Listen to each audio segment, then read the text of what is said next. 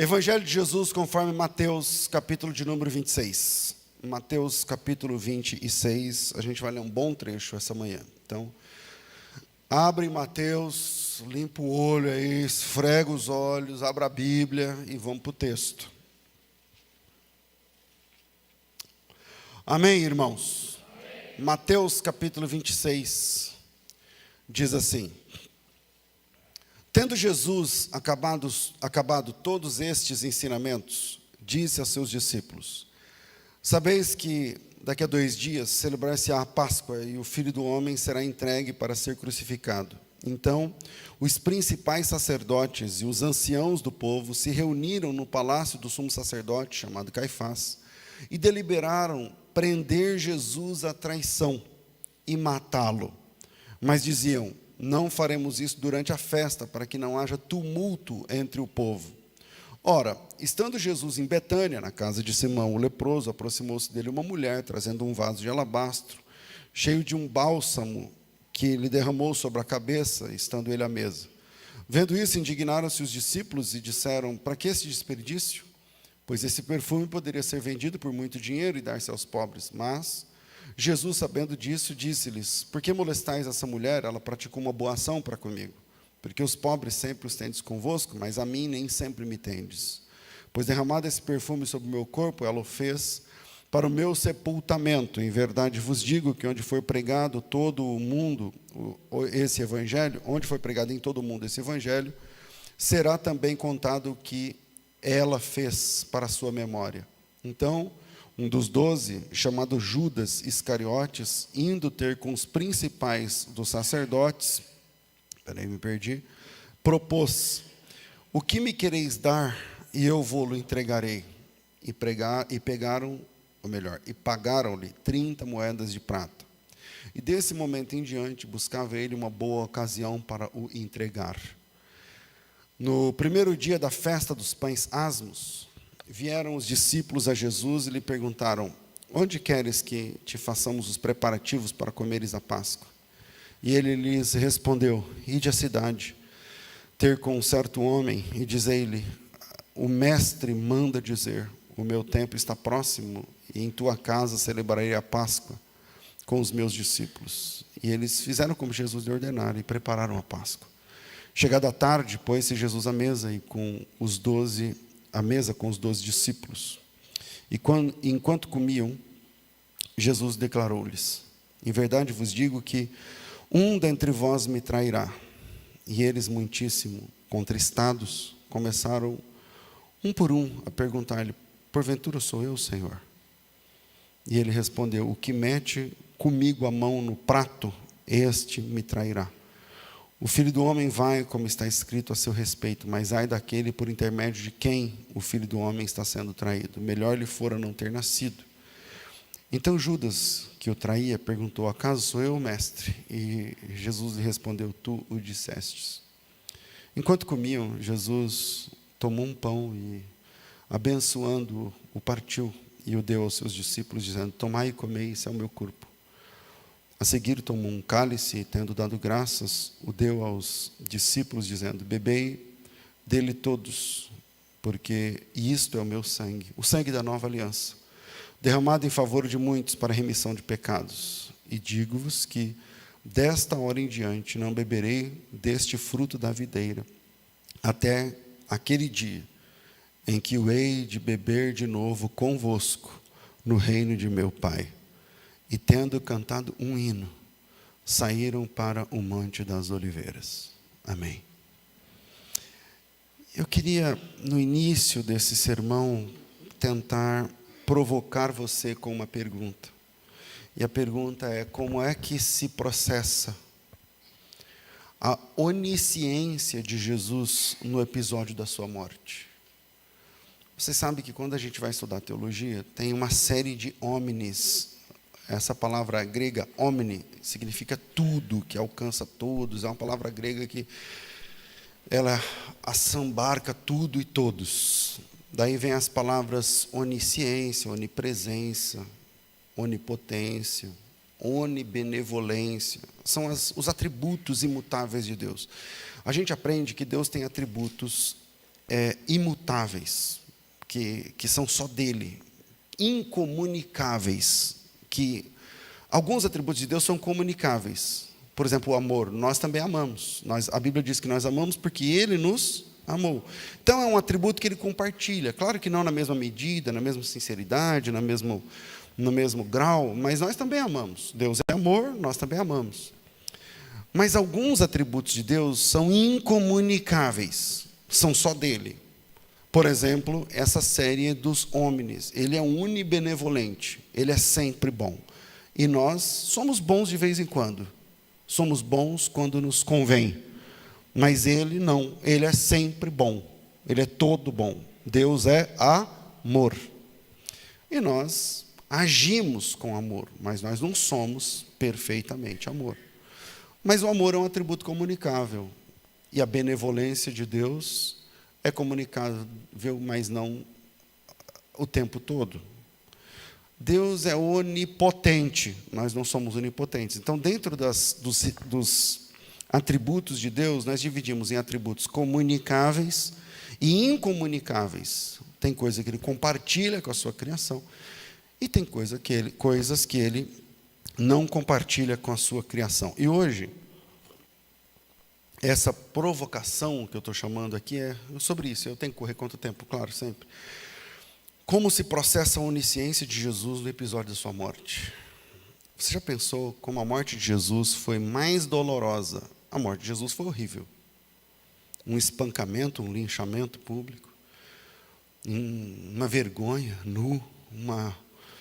enfim, a dor, né, do cravo, tudo isso. Mas essa dor se processa como mais dolorosa diante da onisciência de Jesus. Eu vou tentar explicar por quê.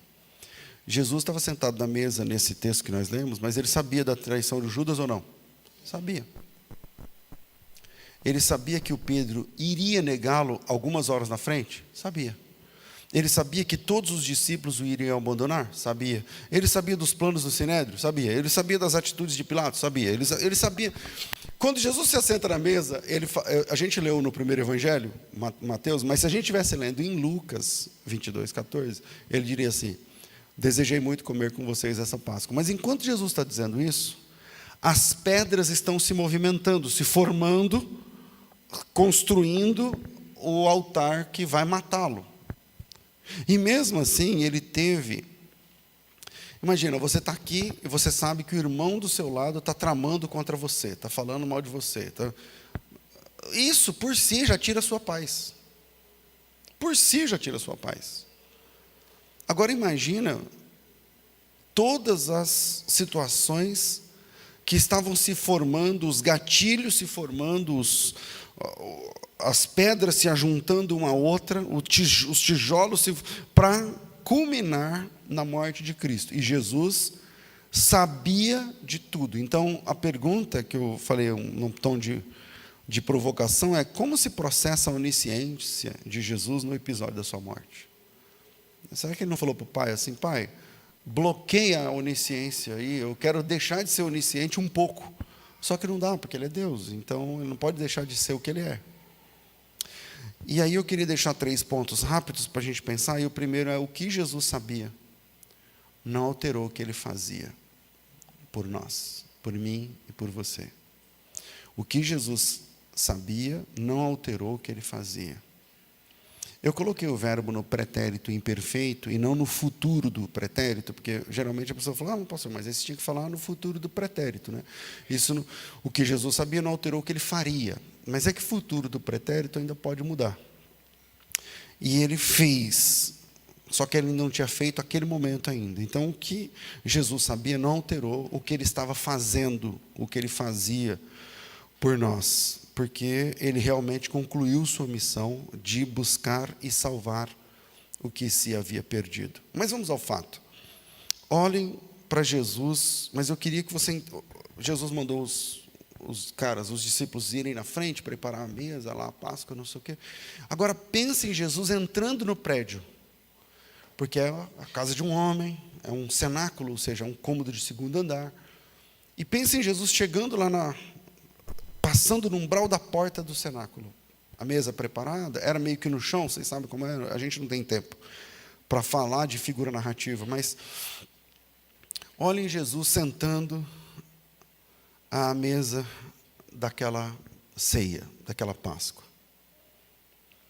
Para os discípulos era só mais uma Páscoa, como as últimas que eles passaram com Jesus, mas para ele, não. Essa é a última. Para os discípulos, era só mais um jantar, mas para Jesus, não. Era o último. E tudo se torna mais doloroso por conta do que eu estou falando da onisciência. Jesus sabia todas as movimentações das peças que culminariam na sua morte. Vou dar um exemplo. Ele sabia do plano dos religiosos, que está nos versículos 3 a 5, do texto que nós lemos. Então, os principais sacerdotes, os anciãos do povo, reuniram-se no palácio. Jesus estava lá no palácio? Não, mas ele sabia. Reunindo-se no palácio do sumo sacerdote, chamado Caifás, deliberaram prender Jesus à traição e matá-lo. Mas diziam, não pode ser durante a festa, para que não haja tumulto no meio do povo. Jesus sabia, por exemplo, que Judas já estava combinado, já tinha combinado, e já tinha recebido o dinheiro. O Judas, a traição, o dinheiro foi pago adiantado. O Judas chegou e falou assim, isso também está no texto, versículos 14, do texto que nós lemos. Que me quereis dar e eu vou lhe entregarei? E pagaram-lhe 30 moedas de prata. E desse momento em diante, o Judas buscava uma boa ocasião para o entregar. Então Jesus, sentando àquela mesa, ele sabia que o Judas estava sentado na mesa e no bolso tinha 30 moedas. Ele sabia de onde foi essa moeda. Ele sabia as palavras usadas ao receber aquela moeda. Jesus, caminhando para essa última ceia, ele tinha a completa noção de todas as peças que se movimentavam para que a sua morte acontecesse algumas horas na sequência. Ele sabia, por exemplo, das testemunhas falsas que estavam ensaiando o que dizer na hora da reunião do Sinédrio. Esse é no mesmo capítulo. A gente não leu ainda, porque ela está muito à frente. Aí a gente é no versículo 59, por exemplo. Vamos lá. Ora, os principais sacerdotes e todo o Sinédrio procuravam um testemunho falso contra Jesus a fim de condená-lo à morte. E como não encontravam, apesar de terem apresentado muitas falsas testemunhas, afinal, compareceram duas, afirmando, este disse, posso destruir o santuário de Deus e reedificá-lo em 3 dias. Então elas estavam ensaiando o que elas vão dizer quando chegar a hora. Na cara de Jesus, Jesus vai estar sentado lá, preso, com o olho com hematomas e tal, e o sumo sacerdote está treinando, você vai ter que falar assim, quando ele chegar aqui, não é ficar espantado com ele não, porque ele vai estar em condições e tal, mas vocês vão falar desse jeito assim, tem que falar assim, assim. E Jesus está lá na ceia, sentado na mesa, e essas peças se movimentando, as testemunhas falsas treinando. Ele sabia que a casa de Caifás, o sumo sacerdote, estava sendo preparada para receber o Sinédrio. O Sinédrio é um colegiado de líderes de todas as partes de Israel, tinha do norte, tinha do sul, com mais de 70 homens. E é uma coisa que não se reúne aleatoriamente. Você não recebe na sua casa 70 e tantas pessoas numa noite, sem combinar. Todo mundo chega na sua casa, vinha na sua casa, vê como é que você está. É possível que isso aconteça? Não. Mas a Bíblia diz que na noite que Jesus foi traído e preso, o Sinédrio se reúne na casa do sumo sacerdote. Então, na tarde, o pessoal não está nem lá na ceia ainda, mas à tarde, a empregada do sumo sacerdote está fazendo comida para receber esses caras. Estão vindo do norte, estão vindo de outros lugares. E Jesus sabia que a casa do sumo sacerdote estava sendo preparada para receber o Sinédrio. Enquanto Jesus caminhava para a última ceia, os mais de 70 membros caminhavam para a casa do sumo sacerdote, esperando que ele vai chegar preso aqui daqui a pouco. Você entende que enquanto Jesus está lá na ceia, falando de Deus, falando isso é meu corpo, esse cálice é a nova aliança, não sei o que e tal, enquanto isso, as peças estão se orquestrando, que vão culminar na morte dele. Ele sabia que a cruz de Barrabás, lá no almoxarifado, sei lá na onde ficavam esse departamento, deve ter algum lugar que fica esse departamento. E ele sabia que a cruz de Barrabás, porque Barrabás já estava preso e condenado. Então, a cruz tinha que estar pronta, porque eles vão ser mortos de manhã. Eles não vão levantar de manhã, tem que fazer cruzes. Não, não. O número de cruzes e o número de condenados bate. E ele sabia que a cruz de Barrabás estava sendo mudada naquele momento, para que aquela cruz fosse dele agora. Ele sabia que Pilatos estava sendo preparado para interrogá-lo. Ele sabia que Herodes já estava de prontidão. Ele sabia que a guarnição de soldados estava se arrumando, se orquestrando para buscar Jesus no Getsemane. Quantos soldados? Eu não lembro se a Bíblia fala quantos, mas parece que em algum lugar fala, eu não lembro um dos 4 evangelhos. Mas tem lá uma meia dúzia, uma dezena, sei lá quantos. Esses caras trabalham para Roma, então tem que ter um papel, tem que ter, vocês vão sair tal hora, com tal hora, o comandante é fulano, o capitão do templo estava junto, vamos passar em tal horário. Quer dizer, enquanto Jesus está sentado à mesa, pensando em salvar, o mundo está orquestrando, tudo ali num raio de poucos metros, algumas centenas de metros, para matá-lo. E com tudo isso no seu coração, ele não reverbera isso na ceia. Jesus não age com ódio, ele não é reativo, ele não fala nada sobre isso. Eu que estou provocando isso agora com vocês aqui. Ele não falou nada. Ele sentou à mesa, abençoou, orou, lavou os pés dos caras, dos discípulos, perdoou, partiu o pão, deu para os discípulos e disse: esse é o meu corpo que é partido por vós. Pegou o cálice, disse: esse cálice é a nova aliança no meu sangue. Um símbolo claro do que está acontecendo lá em Êxodo, capítulo 20, alguma coisa, eu não lembro, 20 e poucos, quando o Moisés pega o sangue do animal e quando ele vai trazer a lei, ele oferece primeiro o sangue.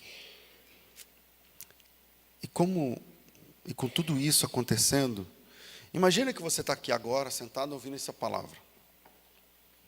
E você sabe que sua morte está sendo combinada para as próximas horas, por pessoas que você ama, por pessoas que você ajudou e que você abençoou. Agora imagine que a polícia está vindo atrás de você, agora, enquanto você está aqui no culto. E agora imagina que o prefeito da cidade está vindo atrás de você. Agora imagina que a liderança geral da sua religião está recebendo na sua casa pessoas e treinando falsas testemunhas para depor contra você. E agora você imagina que as pessoas que você ama, que estão nesse raio em volta de você, aqui na comunidade, ou na sua família, abandonarão você hoje. E você sabe de tudo isso. Com tudo isso em seu coração, Jesus institui a ceia. Levanta o pão, dá graças. E, finalmente, capítulo 26, é o texto que nós estamos lendo, versículo de número... versículo de número 30, ele canta um louvor. Pode isso? Ele canta um louvor. E tendo cantado um hino, saíram para o Monte das Oliveiras. O Monte das Oliveiras é onde ele vai ser preso. Segundo, quem canta diante da morte merece ser honrado. Porque no jantar de Páscoa ele institui a ceia. Ele sabe quem se levantará daquela mesa para uma... Ele sabe que quando ele se levantar daquela mesa, ele está lá sentado. Mas ele sabe, agora que ele sai daquela mesa, uma ampulheta é virada, e a contagem regressiva, que terminará na sua morte, vai começar, de algumas horas. A agenda é o Getsemane, a traição como literal, a prisão, o julgamento, os julgamentos, é uma série de 3, a crucificação de manhã. Ele sabe. Mas ele ainda está na mesa, ele ainda está rodeado dos discípulos, ele ainda está tendo em volta seus amigos, quer dizer, quase todos são amigos. Então, antes de levantar, ele respira fundo e canta um hino. Há uma discussão sobre que hino ele cantou. O hino 113, o hino 116 dos Salmos, o hino não sei o que lá. Que é verdade, a Bíblia não diz qual hino é. Se a Bíblia dissesse, a gente falaria, a gente saberia. Mas temos aí possibilidades. Os hinos da Páscoa, não sei o que, tudo bem. Mas não é o caso. O caso é que o nosso Salvador canta diante da morte. Que o teu Salvador, sabendo de tudo, ele encontra razão para cantar. Um Deus que se faz homem e que assume a culpa dos pecadores merece ser honrado. Mas quando ele canta diante da morte, ele deve ser adorado. Adorado. Porque diante da morte ele louva. Esse é o nosso Jesus. Ele canta para morrer. Ele louva para ser preso. Ele canta para ser tratado como um marginal. Ele recebe o cuspe no rosto e não reclama, cara. Ele lava os pés dos 12 discípulos. Mesmo sabendo onde cada par de pés esteve, pouco antes daquela ceia. Aliás, ele lava os pés dos discípulos, mesmo sabendo onde eles estarão ainda. Porque em Mateus 26, esse mesmo texto que nós estamos trabalhando, no verso 56, que não chegamos lá, a Bíblia diz que quando Jesus é preso, todos vão embora, todos debandaram. Todos, até o João, todos.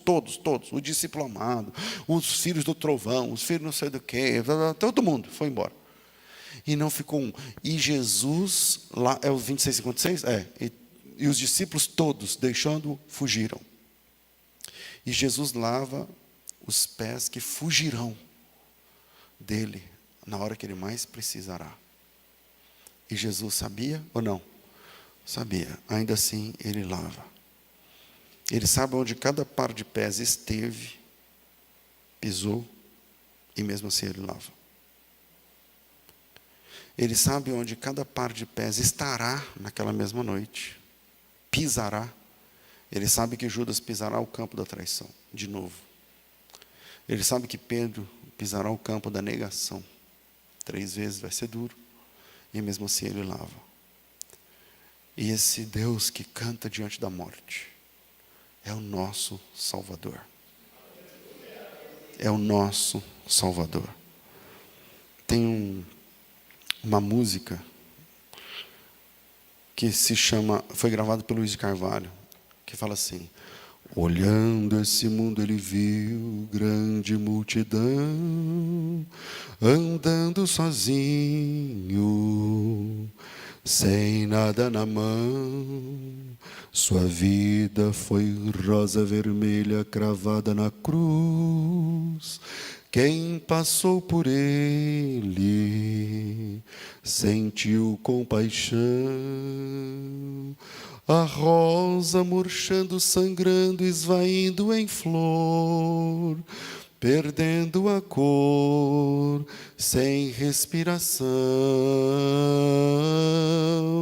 Mas o seu perfume se apega à mão que a esmagou, e quem a feriu concedeu perdão. Agora seu sangue vertendo, caindo no chão, 3 dias morrendo, oh que solidão. No 3º dia o mundo encheu-se de flores, e a rosa vermelha de novo brotou.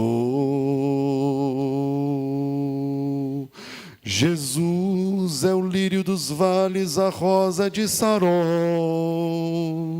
até seus espinhos são marcas de amor.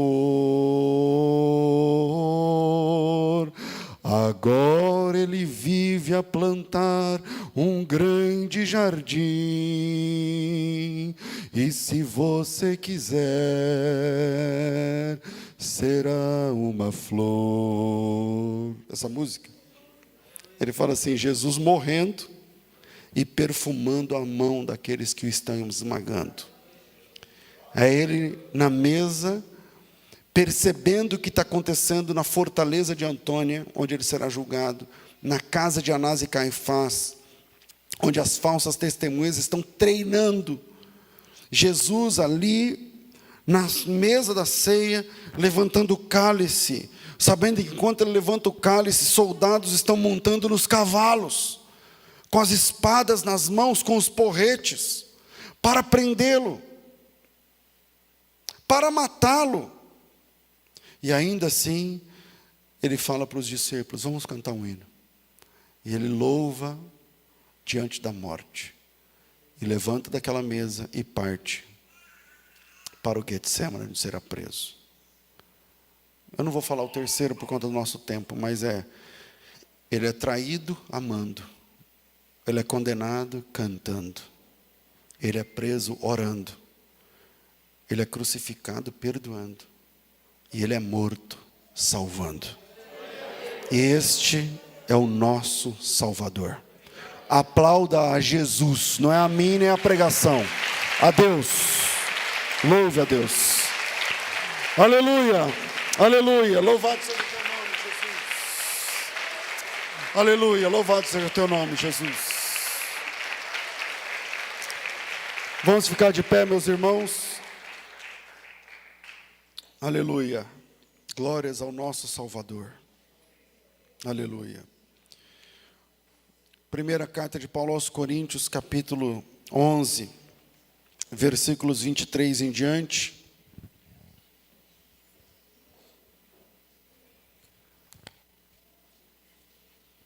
É hora da ceia. Para quem não é batizado ainda, você deveria estar participando dessa ceia. Então, se você não é batizado, procura a direção da igreja, ou qualquer obreiro, fala: eu quero ser batizado, quero me envolver com esse Jesus, assim como ele se envolveu comigo, mesmo eu sendo um pecador. Vou convidar aqui os pastores para partir o pão, os dois pastores Carlos, o Rodrigo, o Marcos, o Pablo e o Fernando, por favor, aqui à frente, enquanto eu leio o texto. 11:23 da primeira carta de Paulo aos Coríntios. Porque eu recebi do Senhor o que também vos ensinei, que o Senhor Jesus, na noite em que foi traído, tomou o pão e, havendo dado graças, o partiu e disse: tomai e comei, esse é o meu corpo que é partido por vós. Fazei isso em memória de mim. Semelhantemente também, depois de cear, tomou o cálice, dizendo: este cálice é o novo testamento no meu sangue, e fazei isso todas as vezes que beberdes em memória de mim. Porque todas as vezes que comerdes este pão e beberdes este cálice, anunciais a morte do Senhor até que venha. Amém, igreja?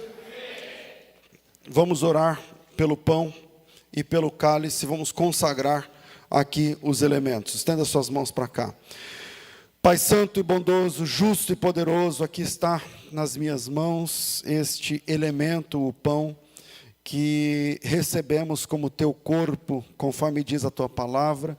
Não conhecemos os mistérios para dizer que como o trigo funciona, como funciona essa questão de ser ou estar nos elementos do trigo, mas nós recebemos e confiamos na tua palavra, levantamos esse pão, consagrando ao Senhor, e nesse momento recebemos o teu corpo entre nós, para a fortaleza da nossa fé, para fortalecimento da nossa comunhão contigo e com os nossos irmãos. Em nome de Jesus, consagre esses elementos, em nome do Senhor Jesus.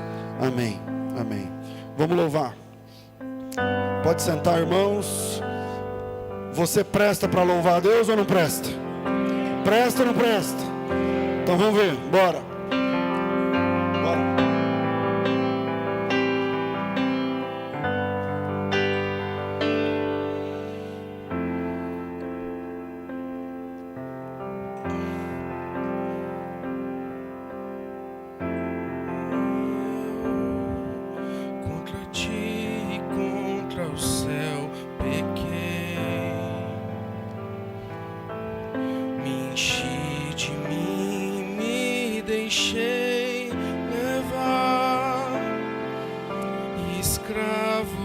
dos meus erros me tornei.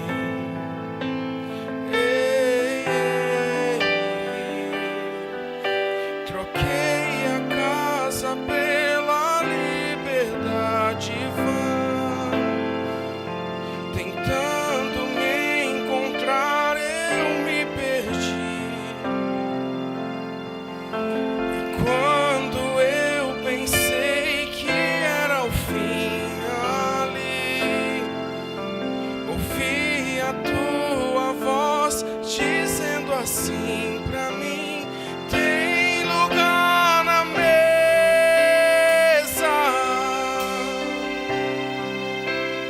pode se assentar.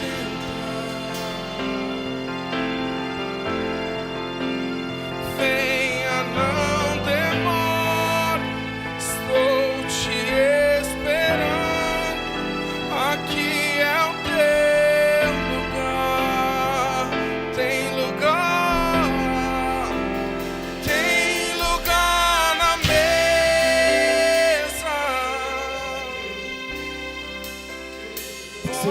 Aceitaram a Jesus como Salvador, se batizaram nas águas em nome do Pai, do Filho e do Espírito Santo, estão agora em comunhão com o Senhor da igreja. Pode servir. Estou te esperando. Aqui é o teu.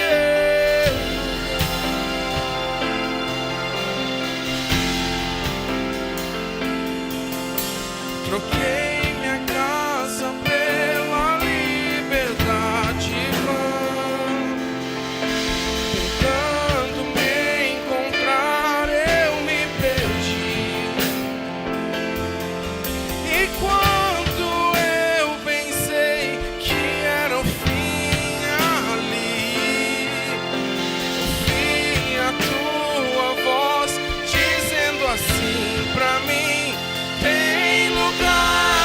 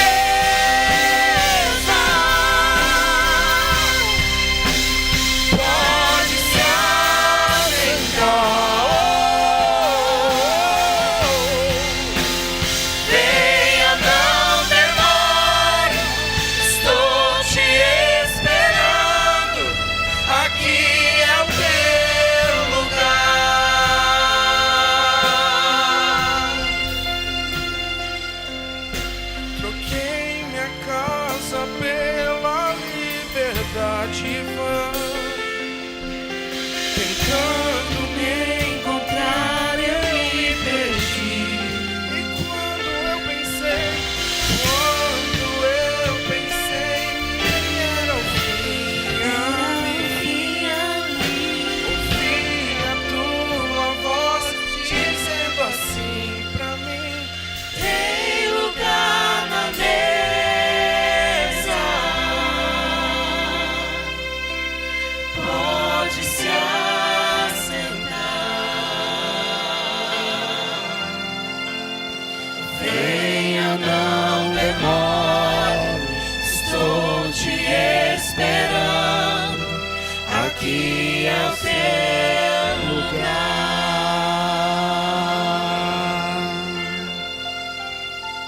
Aleluia. A gente não toma ceia porque a gente presta, ou porque a gente é bom. A ceia não é uma graduação. A ceia não é uma graduação. A ceia celebra a comunhão com Jesus. Não, a ceia não é para perfeitos. A ceia é para amantes de Jesus. Então participa da ceia, lembrando-se daquele que canta para te salvar. Canta diante da morte, em nome de Jesus.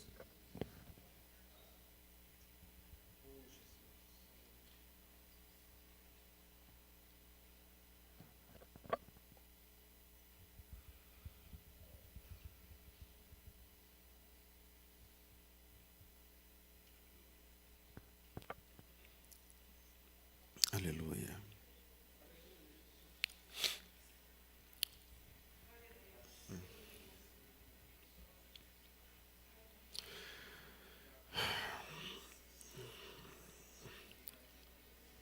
Semelhantemente, depois de haver ceado, tomou também o cálice, dizendo: esse cálice é a nova aliança no meu sangue. Fazeis todas as vezes que beberdes em memória de mim, porque todas as vezes que comerdes este pão e beberdes este cálice, anunciais a morte do Senhor até que venha. Amém.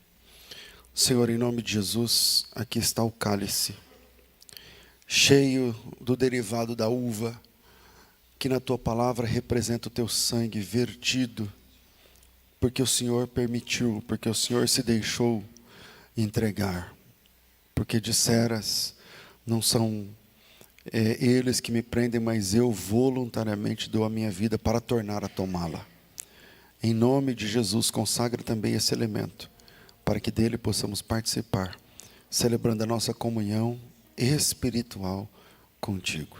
Em nome de Jesus. Amém. Amém. Vou convidar aqui para servir os diáconos, os irmãos Luciano, Heloísa, Raquel, Heraldo, Rosana e Wilson, por favor.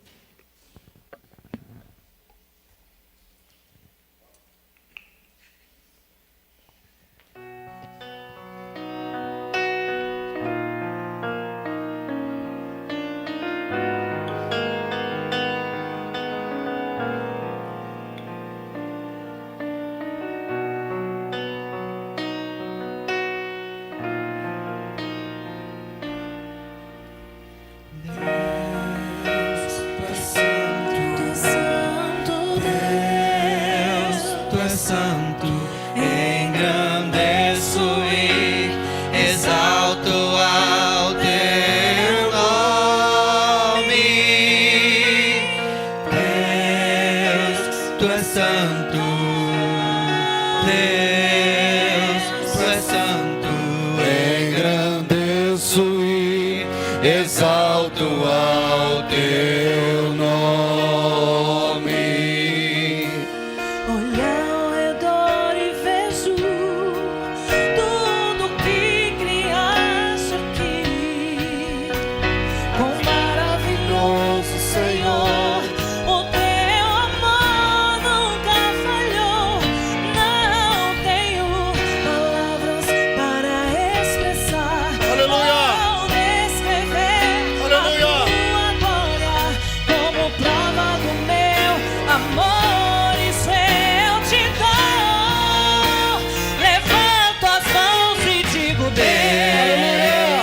Santo, Deus, tu és santo, engrandeço e exalto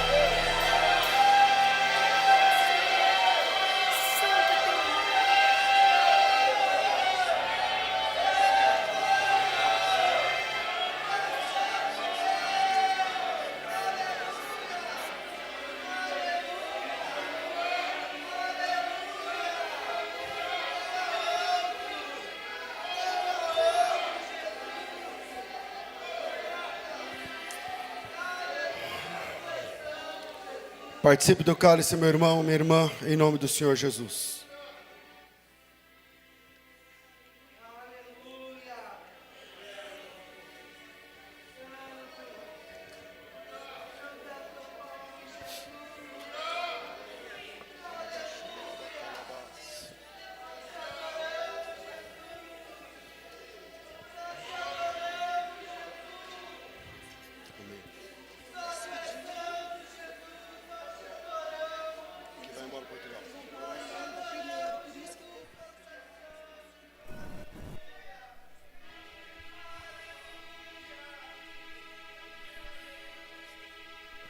Pessoal.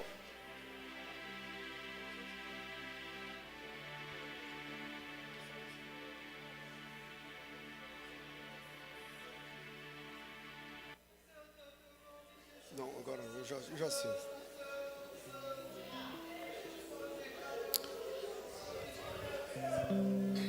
Aleluia. Aleluia. Tem alguém entre nós que depois dessa palavra, desse culto, eu não estou falando fortalecer a fé, não. Eu estou falando aceitar Jesus como Salvador, ou se reconciliar com Jesus porque estava desviado ou desviada e recomeçar com Deus. Tem alguém essa manhã que deseja receber Jesus como Salvador? Fala, Jesus é meu Salvador. A partir de agora eu sou crente de verdade. Ou tem alguém aqui que está afastado ou afastada e deseja voltar para Jesus? Veja bem, eu não estou falando quem é da igreja que está meio fraco e quer oração, não. A gente pode fazer isso depois. Eu estou falando quem está fora da fé, por algum motivo se afastou. Ou quem não tem Jesus ainda, não recebeu Jesus como seu Salvador oficialmente e quer entregar-se a Jesus. Tem alguém aqui, assim, que quer ou se reconciliar com Jesus porque estava afastado ou quer aceitar Jesus? Então vem aqui à frente. Amém. Mais alguém? Mais alguém? Pastor, estou afastado, quero voltar para Jesus. Tem alguém aqui assim? Que está afastado ou afastada e quer voltar para Jesus? Vou perguntar mais uma vez, termina aqui minha responsabilidade. Mais alguém que deseja voltar para Jesus ou aceitar, receber Jesus como seu Salvador? Tem alguém que deseja vir aqui à frente, receber Jesus ou se reconciliar com Jesus? Vamos orar. Vamos orar. Senhor, em nome de Jesus, aqui estamos mais uma vez diante da Tua presença, Senhor, com vidas preciosas, ó Deus, diante do Teu altar.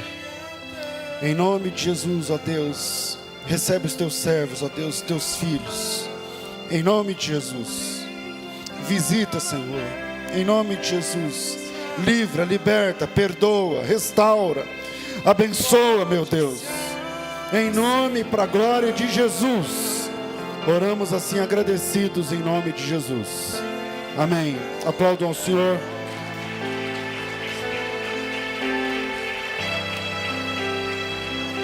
Amém. Mais uma vida? Amém. Eu quero orar por ela aqui à parte. Vem cá, serva de Deus. Sobe aqui. Senhor, em nome de Jesus, aqui está essa ovelhinha que o Senhor conhece tanto. Em nome de Jesus, abençoa, cura, restaura, perdoa, ajuda. Recebe ela de volta, Jesus. Recebe ela de volta, Jesus, para uma nova história contigo. Em nome de Jesus. Em nome de Jesus. Amém. Glória a Deus. Glória a Deus. Hoje é festa na minha casa também. Glória a Deus. Que bom. Amém.